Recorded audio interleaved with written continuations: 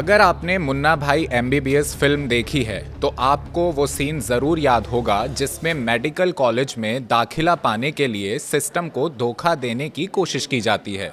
लेकिन सोचिए अगर ऐसी कहानी असल ज़िंदगी में सामने आ जाए तो। नमस्कार, मैं हूं विशाल त्यागी और आप देख रहे हैं न्यूज़ 18 राजस्थान का डिजिटल प्लेटफॉर्म।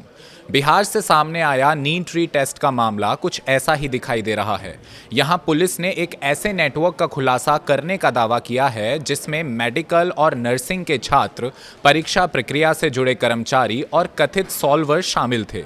अब तक इस मामले में 24 लोगों को गिरफ्तार किया जा चुका है और जांच लगातार आगे बढ़ रही है। ये मामला तब सामने आया जब लखीसराय के एक परीक्षा केंद्र पर एक संदिग्ध व्यक्ति पर नजर पड़ी। पुलिस के मुताबिक पीएमसीएच यानी Patna medical college and hospital का थर्ड ईयर एमबीबीएस छात्र मयंक कश्यप कथित तौर पर बायोमेट्रिक कंपनी के कर्मचारी बनकर परीक्षा केंद्र में पहुंचा था। यहीं से शक गहराया और फिर शुरू हुई पूरे नेटवर्क की जांच। जैसे जैसे पुलिस आगे बढ़ी वैसे वैसे कहानी किसी फिल्म स्क्रिप्ट जैसे लगने लगी। जांच में सामने आया कि इस नेटवर्क के तार कई मेडिकल कॉलेजों और संस्थानों तक जुड़े हो सकते हैं। पुलिस को शक है कि गया के एएनएम मेडिकल कॉलेज का छात्र अर्पित राज इस पूरे नेटवर्क के कथित मास्टरमाइंड्स में से एक है। अर्पित राज का नाम इसलिए भी चर्चा में है क्योंकि साल 2024 के चर्चित नीट पेपर लीक मामले में भी उससे पूछताछ हो चुकी है। पुलिस का मानना है कि ये नेटवर्क सिर्फ एक परीक्षा केंद्र तक सीमित नहीं था। आरोप है कि ये योजना बहुत ही तरीके से बनाई गई थी।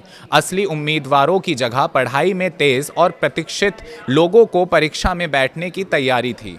इसके लिए अंदरूनी मदद लेने की भी कोशिश की गई। जांच में कई और चौंकाने वाले सामने आए हैं। बताया जा रहा है कि बीएचयू की नर्सिंग छात्रा पूनम कुमारी कथित तौर पर दूसरी अभ्यर्थी की जगह परीक्षा देती हुई नजर आई।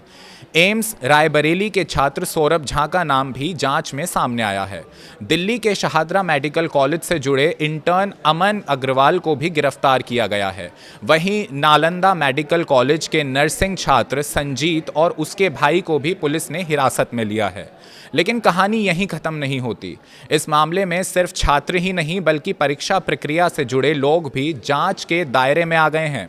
पुलिस ने बायोमेट्रिक प्रक्रिया संभालने वाली कंपनी के 14 कर्मचारियों को भी गिरफ्तार किया है। यानी सवाल अब सिर्फ कुछ छात्रों का नहीं है, सवाल पूरी परीक्षा सुरक्षा व्यवस्था पर खड़ा हो गया है। आखिर कैसे कोई मेडिकल छात्र बायोमेट्रिक कर्मचारी बनकर परीक्षा केंद्र तक पहुंच गया? कैसे कथित तौर पर दूसरे लोगों को उम्मीदवारों की जगह बैठाने की योजना बनाई गई? और सबसे बड़ा सवाल, क्या इसके पीछे कोई बड़ा रैकेट काम कर रहा था?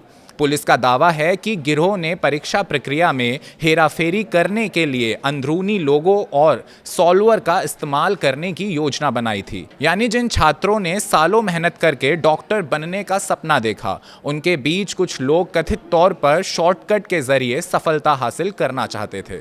इस मामले ने एक और बड़ा सवाल खड़ा कर दिया है।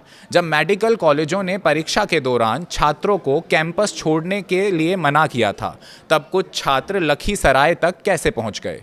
रिपोर्ट्स के मुताबिक कई संस्थानों ने छात्रों की निगरानी के लिए सेमिनार और क्विज जैसी गतिविधियां भी आयोजित की थीं, लेकिन कुछ छात्र इन गतिविधियों में मौजूद नहीं थे।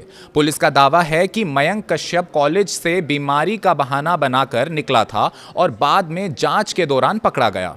फिलहाल बिहार पुलिस पूरे नेटवर्क की कड़ियां जोड़ने में लगी हुई है। जांच एजेंसियां ये पता लगाने की कोशिश कर रही हैं कि इस कथित रैकेट में और कौन कौन शामिल था, कितने उम्मीदवारों को फायदा पहुंचाने की कोशिश की गई और क्या इसके तार दूसरे राज्यों तक भी फैले हुए हैं।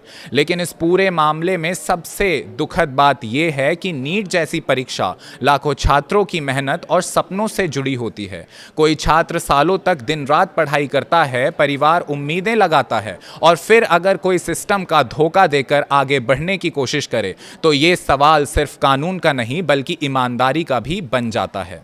फिलहाल 24 गिरफ्तारियां हो चुकी हैं, लेकिन जांच अभी भी जारी है और अब सबकी नज़र इसी पर है कि क्या मामले में और बड़े खुलासे होंगे, क्या कोई बड़ा रैकेट सामने आएगा और क्या देश का सबसे महत्वपूर्ण परीक्षाओं में से एक की सुरक्षा व्यवस्था को और मजबूत किया जाएगा। मिलते हैं अगली खबर के साथ।